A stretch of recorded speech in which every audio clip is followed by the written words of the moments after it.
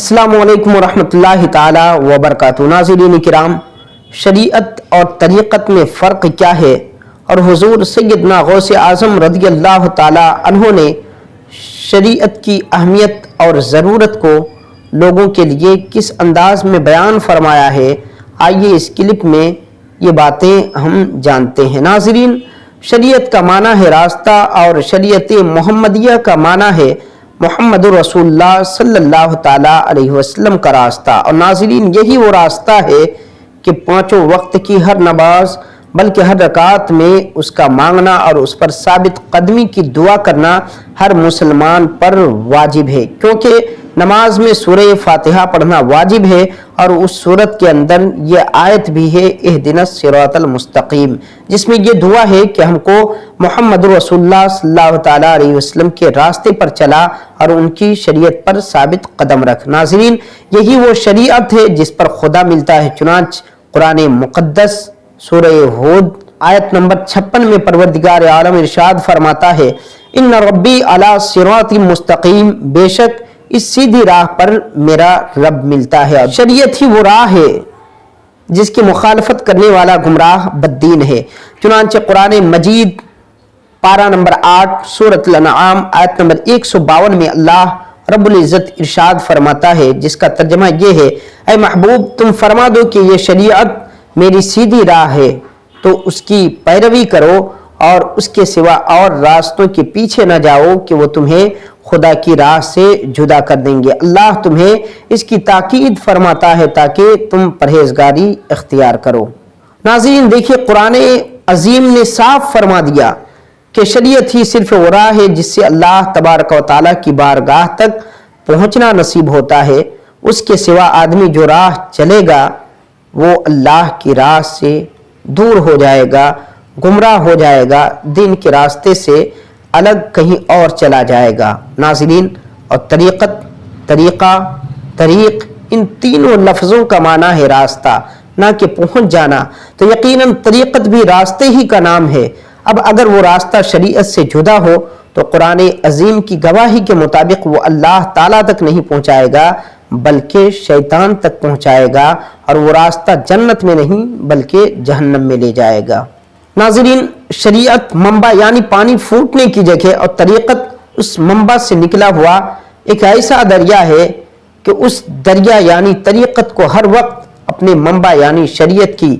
حاجت رہتی ہے، ضرورت رہتی ہے۔ شریعت سے الگ ہو کر طریقت کا تصور بھی نہیں کیا جا سکتا ہے۔ طریقت میں جو حقائق وغیرہ آدمی پر کھلتے ہیں وہ شریعت کی پیروی ہی کا صدقہ ہے، تو در حقیقت شریعت جسم و جان، روح و قلب، تمام علوم الہیہ اور لامتناہی معارف سب کی جامع ہے، اور ان مذکورہ تمام چیزوں میں سے طریقت و معرفت محض ایک ٹکڑے کا نام ہے، اور اسی وجہ سے تمام اولیاء کرام کے قطعی اجماع سے فرض ہے کہ تمام حقائق کو شریعت مطہرہ پر پیش کیا جائے۔ اگر وہ حقائق شریعت کے مطابق ہوں تو حق اور قابل قبول ہیں، ورنہ مردود ہے، وہ لائق اعتبار نہیں ہیں۔ آئیے ان باتوں کی تائید کے لیے اور شریعت مطہرہ کی اہمیت کو بتانے کے لیے اور یہ بتانے کے لیے کہ شریعت مطہرہ کی ضرورت انسان کے لیے کتنا زیادہ ہے، حضور سیدنا غوث اعظم رضی اللہ تعالی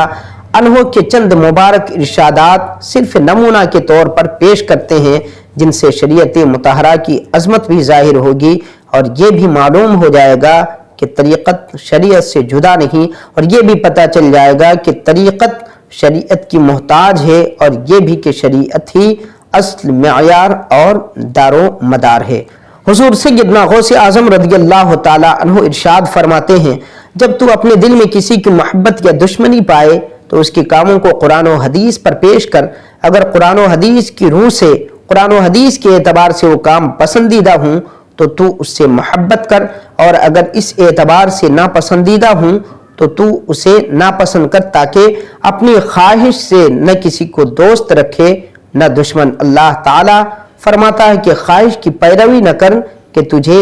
اللہ کی راہ سے بہکا دے گی۔ دوسرے مقام پر حضور سیدنا غوث اعظم رضی اللہ تعالیٰ عنہ ارشاد فرماتے ہیں، ولایت نبوت کا عکس ہے اور نبوت الوہیت کا عکس ہے، اور ولی کی کرامت یہ ہے کہ اس ولی کا کوئی بھی فعل نبی کریم صلی اللہ تعالیٰ علیہ وسلم کے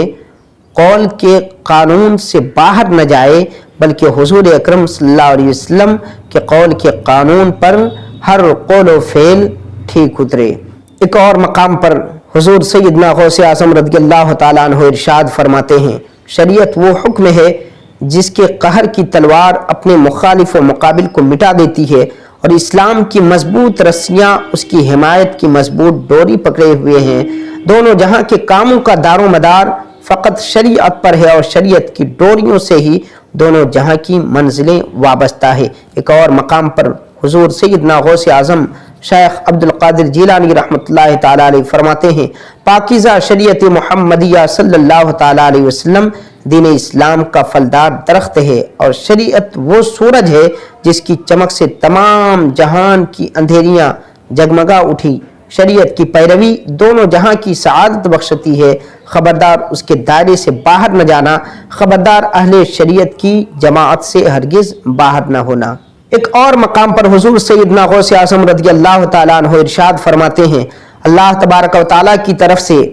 سب سے زیادہ قریب راستہ بندگی کے قانون کو لازم پکڑنا ہے اور شریعت کی گرہ کو تھامے رکھنا ہے۔ ایک اور مقام پر حضور سیدنا غوث اعظم رضی اللہ تعالیٰ عنہ ارشاد فرماتے ہیں، پہلے فقہ یعنی دین کی سمجھ حاصل کر لو، اس کے بعد خلوت نشین یعنی تنہائی اختیار کرو۔ جو بغیر علم کے خدا کی عبادت کرتا ہے، وہ جتنا سنوارے گا اس سے زیادہ بگاڑے گا۔ اپنے ساتھ شریعت کی شمع لے لو تاکہ تمہیں اس سے روشنی فراہم ہوتی رہے۔ ناظرین کرام، حضور سیدنا غوث اعظم رضی اللہ تعالیٰ عنہ کی ان باتوں سے، ان ارشادات سے یہ معلوم ہوتا ہے کہ طریقت ہرگز شریعت سے جدا نہیں ہے، بلکہ طریقت کو ہمیشہ شریعت کی ضرورت ہے۔ طریقت بغیر شریعت کے اللہ تبارک و تعالیٰ کی بارگاہ تک ہرگز نہیں پہنچا سکتی ہے۔ اس لیے ہمیں اور آپ کو شریعت مطہرہ کے دائرے میں رہ کر عبادت و ریاضت اور دیگر اوراد و وظائف کرنا چاہیے تاکہ ہم اللہ رب العزت کی بارگاہ تک پہنچ سکیں، اللہ رب العزت کی بارگاہ میں ہمیں قرب کا مقام حاصل ہو سکے۔